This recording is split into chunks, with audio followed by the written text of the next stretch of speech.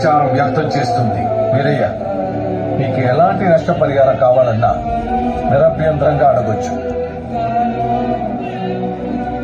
Sir, మీరు అనుమతిస్తే court నాకు వేసిన శిక్ష 4 ఏళ్లే సార్. కానీ నా తమ్ముడు నాకు జీవితకాలం శిక్ష వేసి వెళ్ళిపోయాడు సార్. ఏడుపు నీ ముఖం మీద బాగుండదురా, నువ్వెప్పుడు నవ్వుతూనే ఉండాలనే మాట తీసుకుని వెళ్ళిపోయాడు సార్.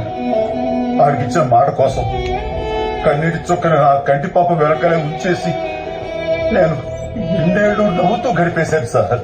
అది ఎంత నరకమో అనుభవించి నాకే తెలుసు సార్.